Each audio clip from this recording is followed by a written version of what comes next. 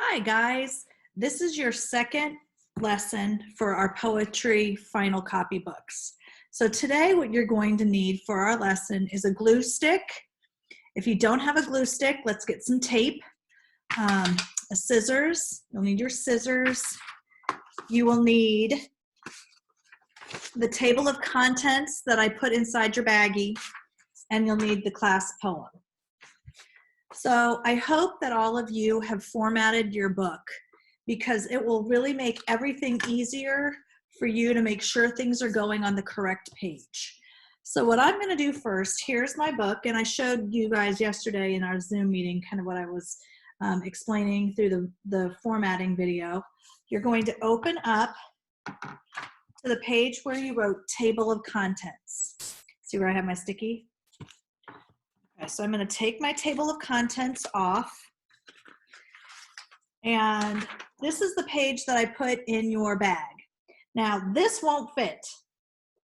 This won't fit in your book. See how it's too big? It's too big.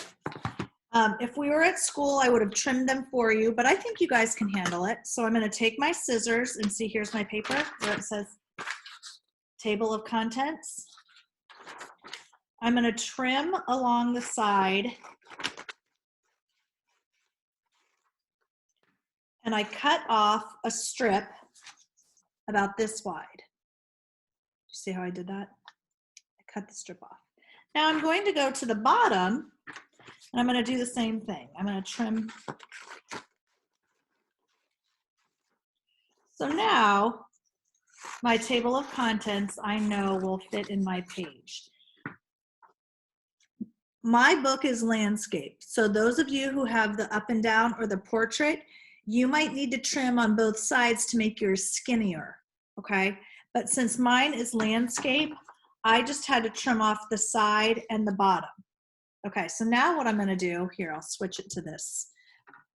Because now I'm not gonna use a glue stick. I couldn't find one quick enough, and I didn't have one in this bottom drawer, so I didn't use that one.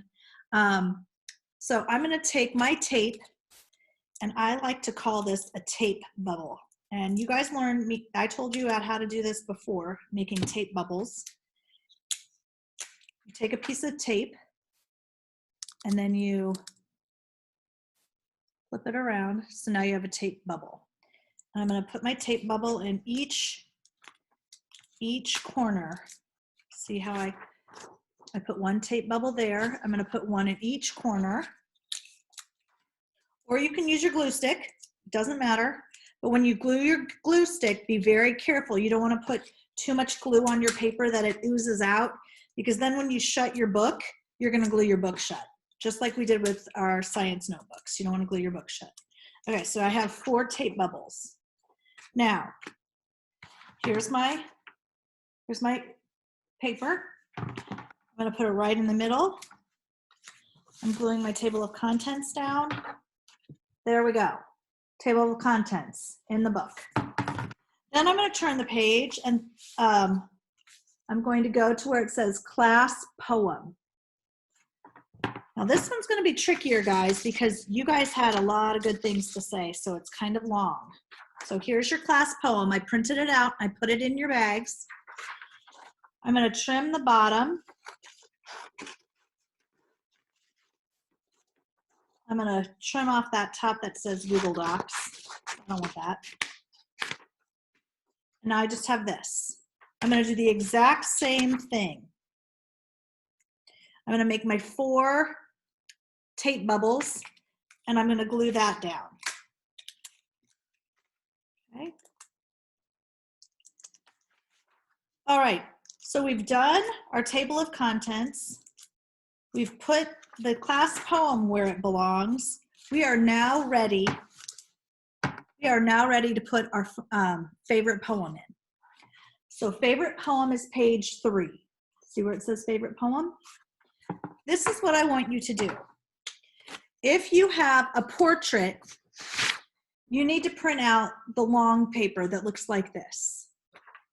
If you have a landscape like I do, you need to have this lined paper.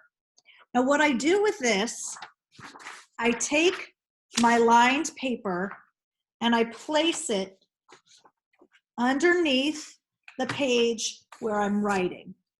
Can you faintly see those black lines? Do you see how the lines are through there? Now we do this so that you'll have a really neat straight line when you write your words on this paper, okay? Because then you'll take this out and nobody will know that you cheated and used the lines behind it. What you're gonna do is copy your favorite poem on this side, copy your favorite poem on this side, make sure you've included the author's name. If it's Shel Silverstein or any of the poems that you chose, copy your favorite poem on this page, write down your author's name, and then draw a picture that goes with your favorite poem over here. Okay, you have 3 things to do. Glue in your table of contents, glue in your class poem, copy down your favorite poem, and then draw a picture. Now, some of you didn't have a favorite poem or hadn't picked one out yet. You're gonna need to go online and look some up. You can look up Ken Nesbitt. I'll put some other names up. Or you could just type in poetry for kids, and you can start looking for some. Maybe if you can't find one right now, leave that blank and we can fill it in another time. I'm proud of you guys. I can't wait to see your books. You'll have to show them to me when you finish, when you come back in 5th grade.